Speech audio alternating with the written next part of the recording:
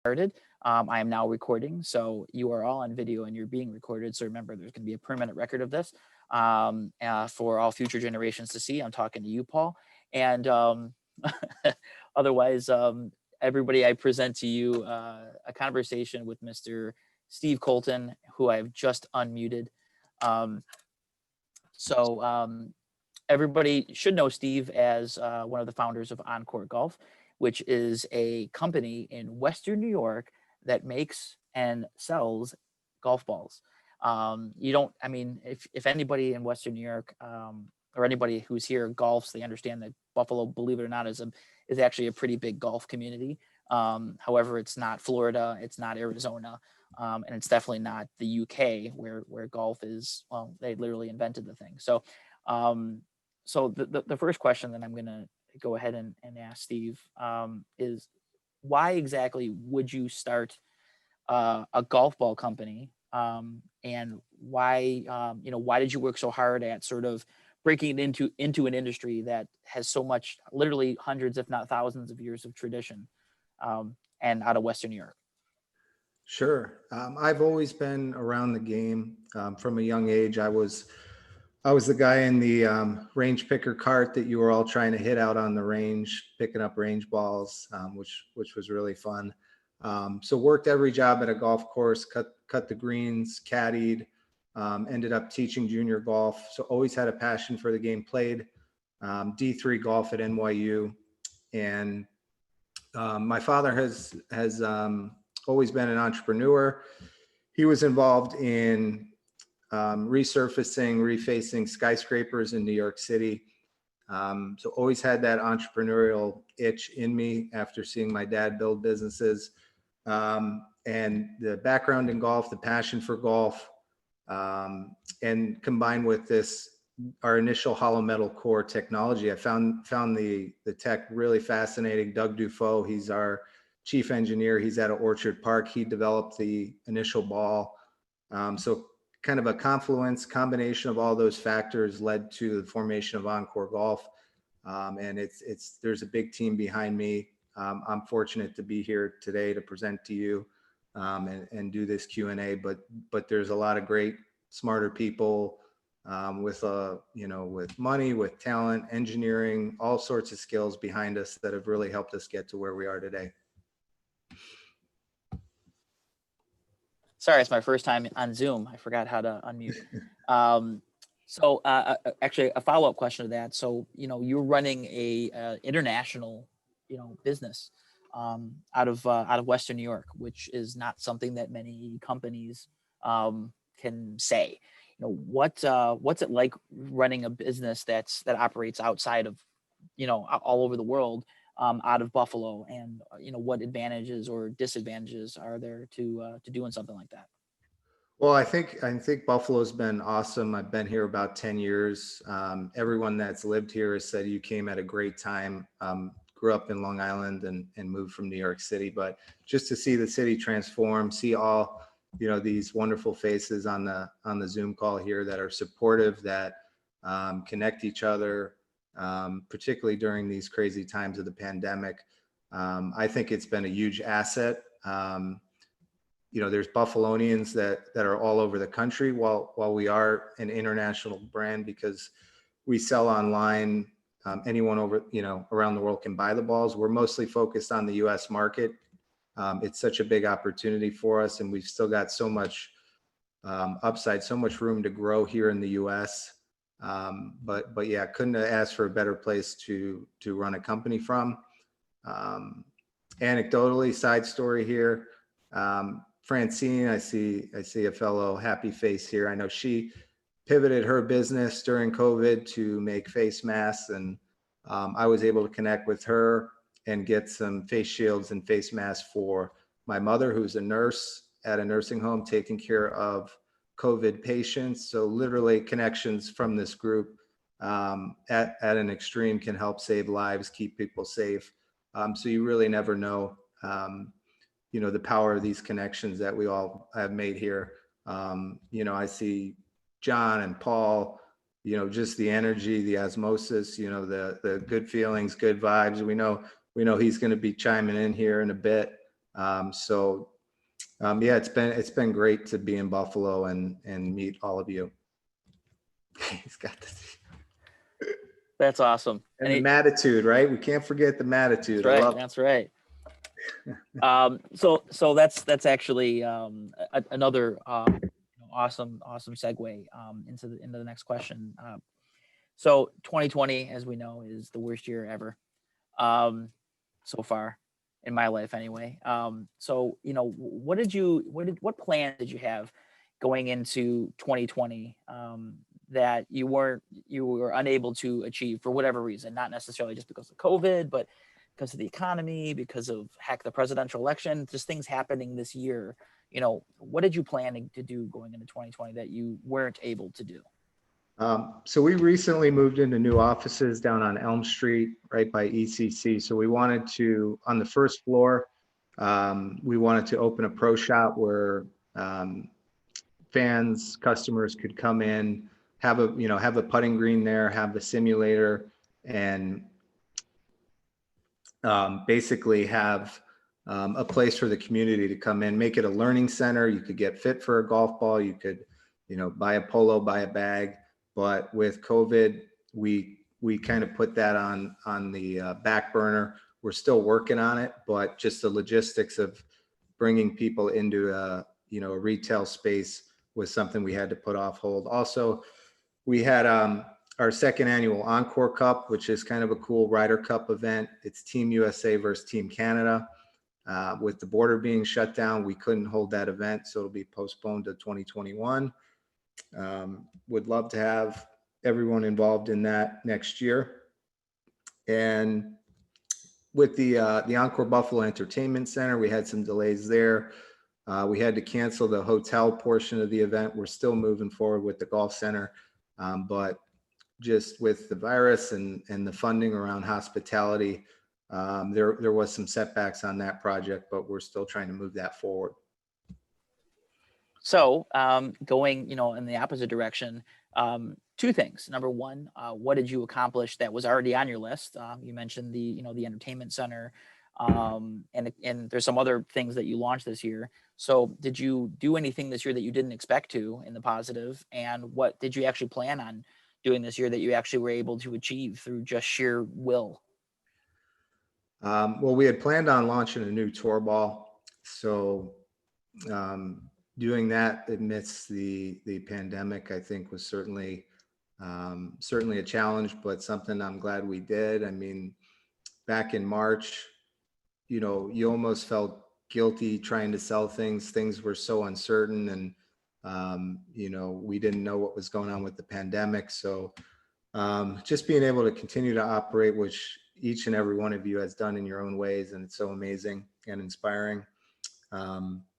We did our own podcast series. So just like you're doing, Matt, I was doing interviews with people in the industry. I got to interview mental coach, Seth Pepper out on the West Coast, and another swing coach for Colin Morikawa, who recently won the PGA Championship. Rick Sessinghouse is his longtime swing and mental coach. So just staying connected virtually through Zoom, and doing the podcast, that was something that I didn't plan on doing, but really, really loved the ability to interview cool people in the industry and learn from them. It's actually really cool. A lot of people have had the ability to, and I'm going to say it, pivot into different opportunities this year. And a lot of them had to do with the fact that the world has actually become smaller because now we're forced to connect with people via Zoom and text messaging and FaceTime and Microsoft Teams and all those different things, all those different technologies. Now Zoom has become a verb. Zoom's probably going to lose their opportunity to have a brand name. They're going to become Kleenex. So everything is, are you going to Zoom me on Microsoft Teams? Are you going to Zoom me on Skype? Just like Skype did. Skype has become, part of the lexicon as well. So it's actually really cool that people have gotten to meet and engage with people that normally they would not have been able to engage with otherwise. And it kind of forces you to sit down and really get to know people more than you would in those 15-minute coffees, because you could be in your smoking jacket and having a beer in your hand and get a chance to have a real conversation with somebody that you normally wouldn't have. Just like this. I mean, this is actually pretty cool getting to know Steve a little bit better for myself. So it's going to turn things towards your actual industry. What did it, not just yourself, but what is the not just the golf ball industry, but the golf industry kind of as a whole, do in 2020 that was different, other than the fact that they had to cancel things, et cetera. And how did you find your place within that? Sure. I think we were positioned well prior to, I'd say, 6 months to a year prior to COVID. We really positioned the business to be a direct to consumer. We had tried doing traditional retail, whether it was Wegmans, whether it was Dick's Sporting Goods, pro shops. But we said, we're still kind of an unknown brand. We're an early stage company. Should we spend a limited marketing budget driving people into a Dick's to buy golf balls when we don't know the customer, we lose that connection? Or should we drive them to our website?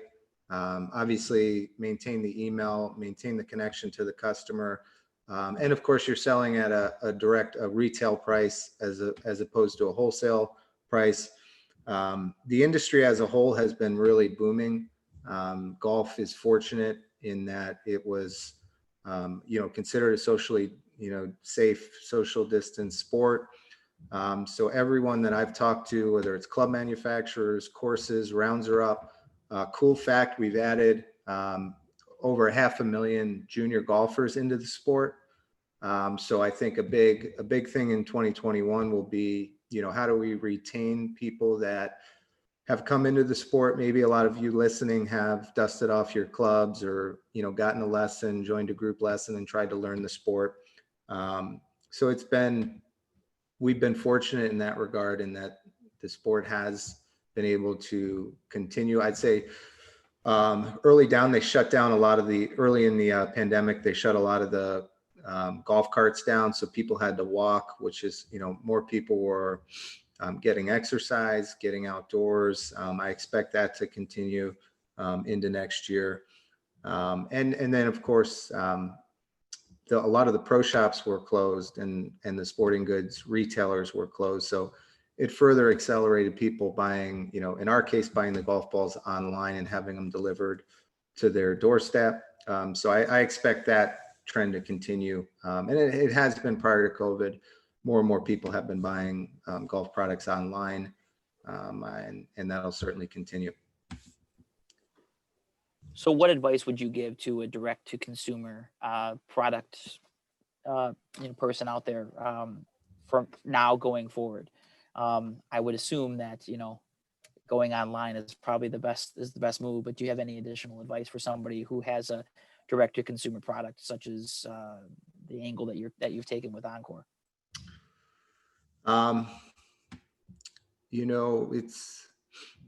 I think it's very product, very industry specific. In our case, I think just maintaining communication through social media, through email, continuing to innovate, continuing to take care of your customers, all things that we're trying to do and get better at.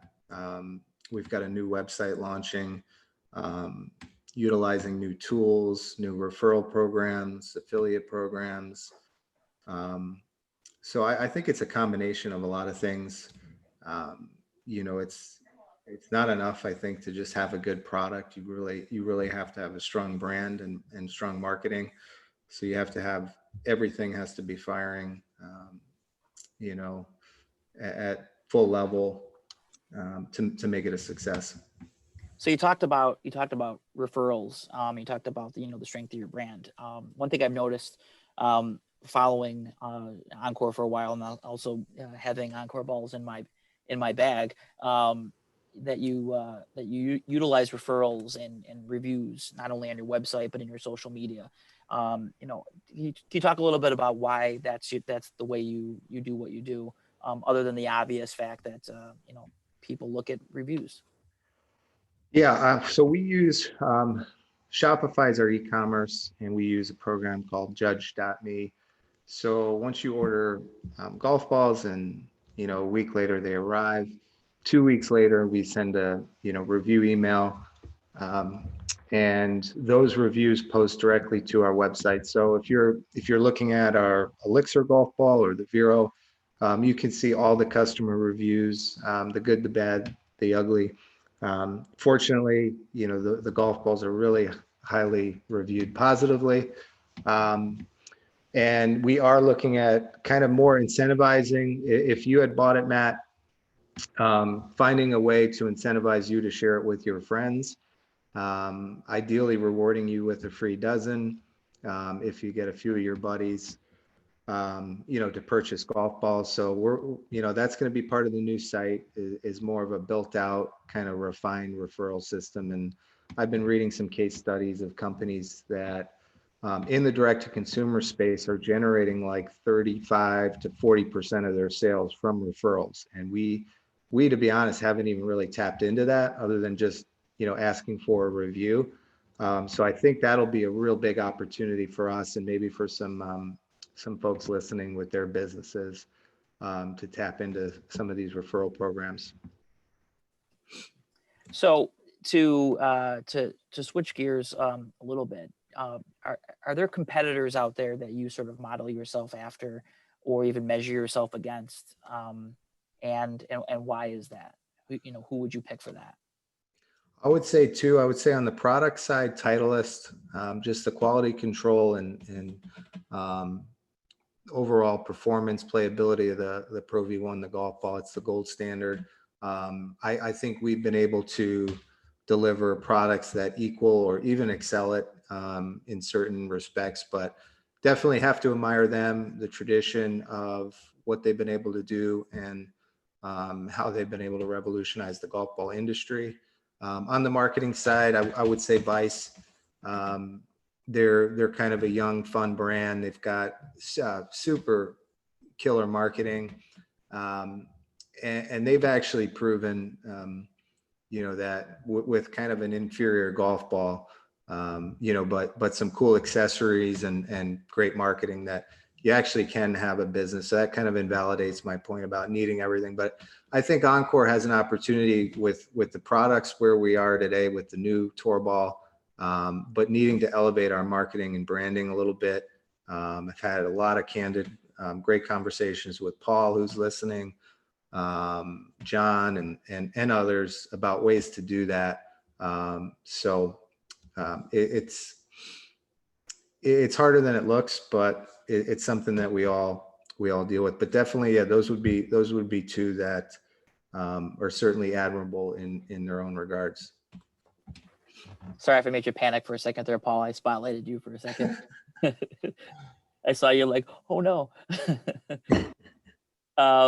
So that's actually really cool. So let's talk about the way that you actually market and sell right now. The way that you actually on the back end of things actually convert sales, et cetera. So what tools, technology do you use on the back end, on your end of things, to actually convert the marketing to sales, et cetera? Sure. I mentioned Shopify, and they're kind of like the iPhone, right? With the App Store, they've got an App Store. Certainly worth checking out if you're looking at starting a business or a side hustle. You could throw together a website and get your products up there and have them being sold all over the country and the world really easily. I mentioned email marketing. We use a firm called Zayas, and they're out of Boston. They've got some AI-driven analytics and tools to help you segment your email list. So, for example, if someone in the list is at risk, you can create an automation to get them reactivated. They help organize your list into buckets. If someone is primed to order, you can send them certain messages. On the side, I use Canva. I don't know if anyone's messed around with Canva for for design. I use it almost every day now. Yeah, it's awesome. Actually designed John Osberg's shirt on that program that I think he's rocking today. So another one is Gleam. We use that for sweepstakes. So if we're doing, like right now, we're doing win golf balls for a year, and it's a campaign that we're putting out on social, and people are signing up to, in 30 days or so when we announce the winner, to win 12 dozen balls. But that obviously helps us grow our email list. So that software is called Gleam, and it's been pretty helpful for growing the marketing list. So we're gonna go backtrack on your history and talk about your journey of creating OnCore and everything you've done up to today. You don't have to necessarily rank things, but what are your proudest moments so far in OnCore specifically? Winning the Golf Digest Gold Award 2 years in a row for the Elixir, definitely up there. We got a silver award on the Avant ball, and the new Vero ball will be submitted next year. But just the having that the accolades from industry peers, I think is something we all can enjoy and be proud of. In terms of the community, giving back, we recently did a custom flag ball tied in with PGA Hope, who John works with and I've worked with over the summer, and they help veterans who've come back from wars, and golf is a tool to help them with PTSD. So we've been able to raise thousands of dollars for that program, and we're able to send them a check recently. Doing some work with Josh Allen and Bill's Mafia ball, we've been able to raise several $1,000s for the Oshai Children's Hospital. Additionally, with Zeke Elliott of the Cowboys, we've been able to raise money for the North Texas Food Bank. And then our customers, we have a plugin on the back. I want to say it's called Daily Karma, but it allows, like, when you're checking out, it allows your customers to round up for charity. And we did at the start of COVID, we did it's called No Kid Hungry, because of the concerns around food.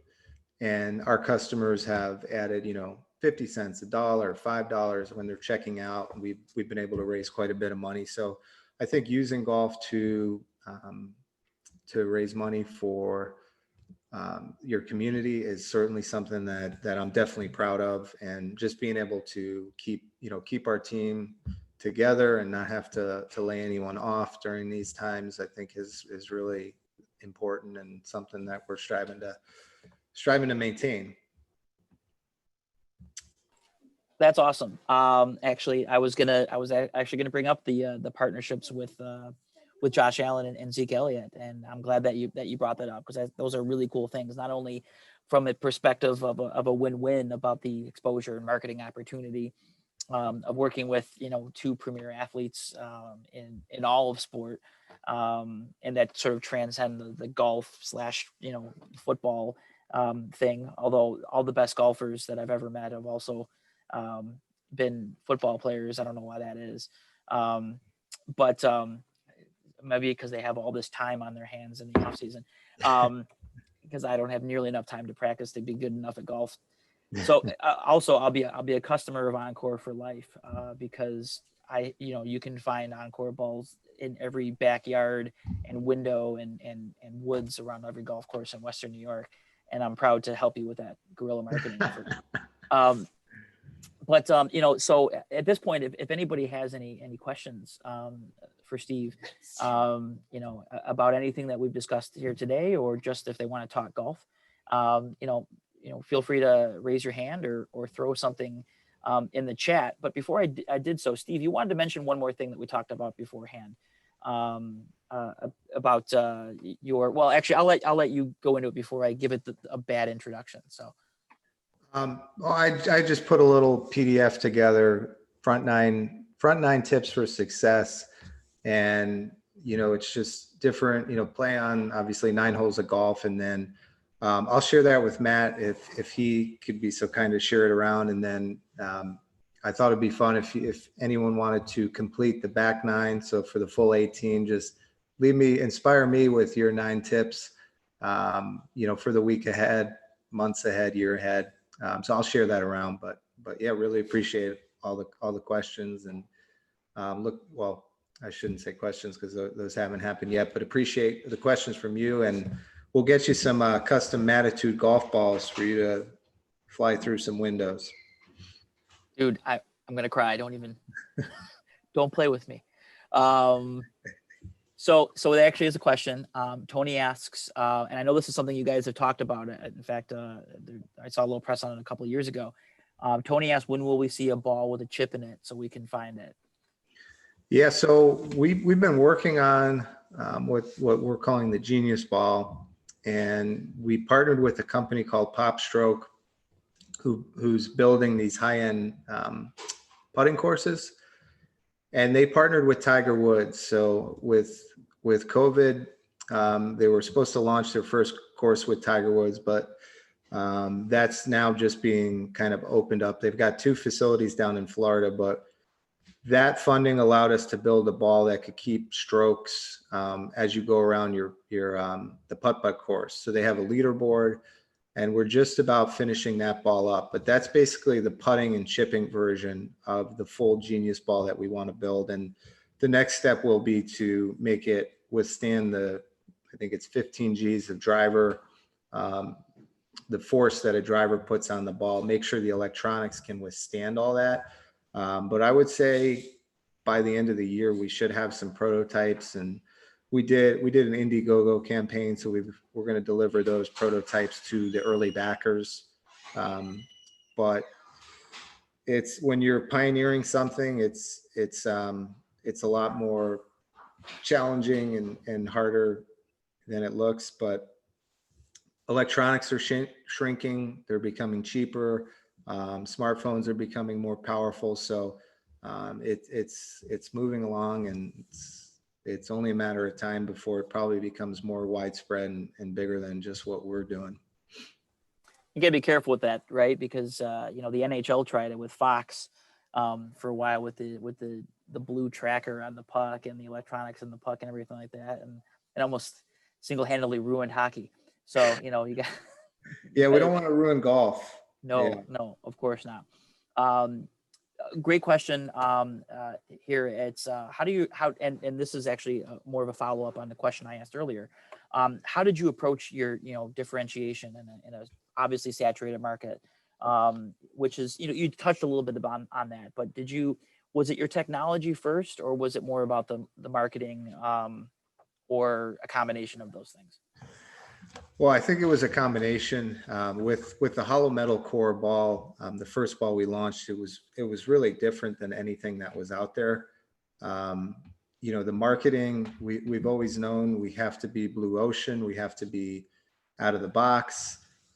We can't outspend Titleists. We can't, acquire the tour players that they have playing just because of the sheer millions of dollars that it would take.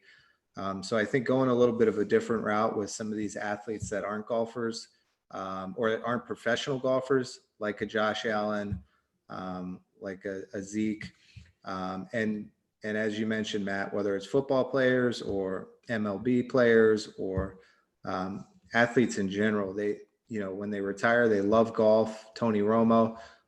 So I think trying to get some of these personalities involved on the marketing side will help differentiate us. And having a welcoming, inclusive language. We're trying to grow the sport. We want kids. We want people of all different races.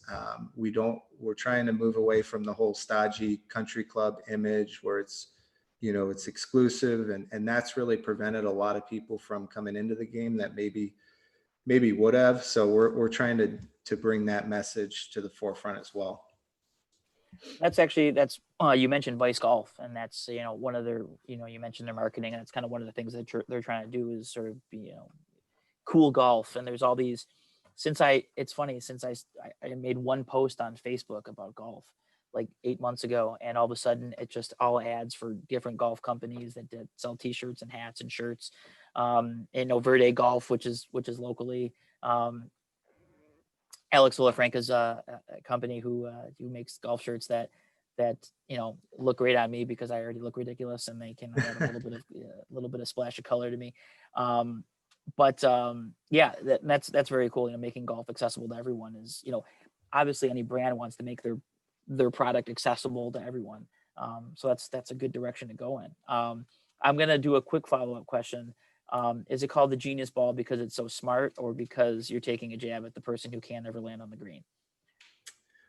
It was more, yeah, because it's a smart golf ball. I thought it was a little, maybe a little aggressive in terms of, calling something genius. That's kind of something I reserve for Albert Einstein and maybe Elon Musk and a select few, but that was the thought behind it. I guess it is pretty catchy. I see another question about the Ganson. So we are working on that entertainment center. We had to nix the hotel portion of it. And we're trying to organize the funding. It is a challenging environment with COVID and everything that's happened in the hospitality industry.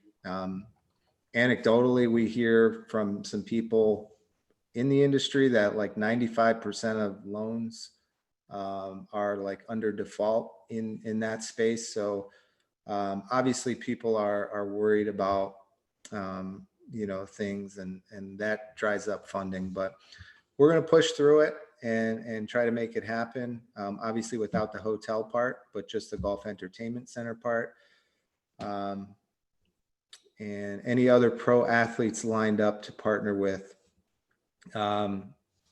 We're talking to a lot of different agents. With Josh, it was his agent that reached out and started the conversation, because Josh had actually heard about the entertainment center, and then turned out he fell in love with the golf ball. And Zeke was using, Zeke Elliott from the Cowboys was using one of our apps called Golf Boost, which gives you an artificial intelligence golf lesson. And he was holed up in Mexico during the quarantine and was working on his golf game, and his agent gave him the golf ball. So a lot of these opportunities come from the agents and their lawyers who golf and then introduce the deals to the athletes. And I know my chairman, Keith Blakely, he has a lot of those conversations going on as well. So hopefully we get a few more announcements in the pipeline soon. Anyone else have any more questions? Feel free to throw them out there. But like I said in my comment, great, mad respect to Jill for getting really in depth on the. I love that. It's a great question. It's a very good question. Thanks, Jill.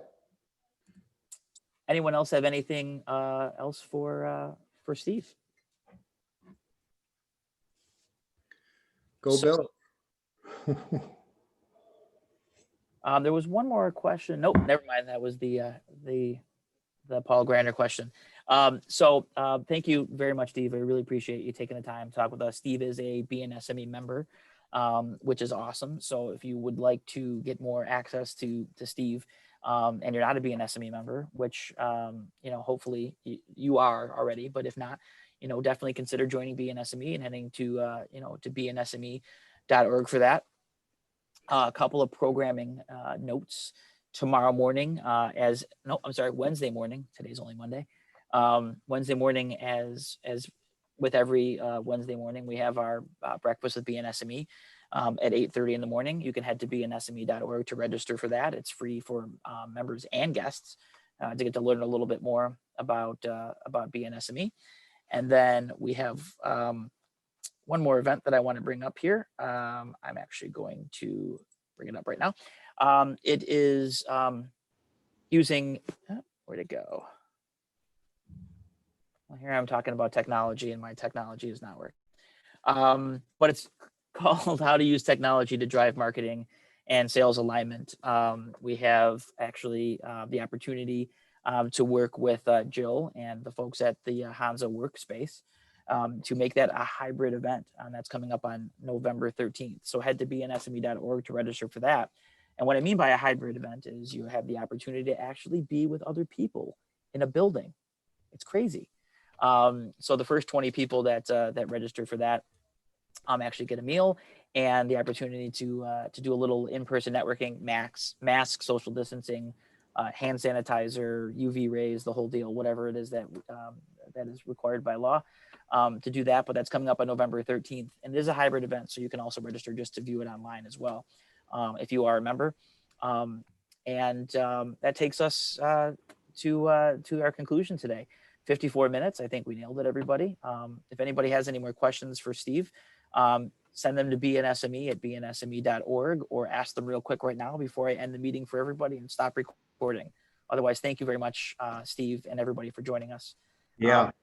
Thanks everyone for listening. I know we've all got Zoom fatigue, at this stage in our lives, and it means a lot for you all to show up and support. So appreciate you. We appreciate you, Stevie, baby. Well done. Love you, brother. Moses. Love your new office space there, John. Dude, you got to see this spot sometime, man. I'm pretty psyched. I got if I actually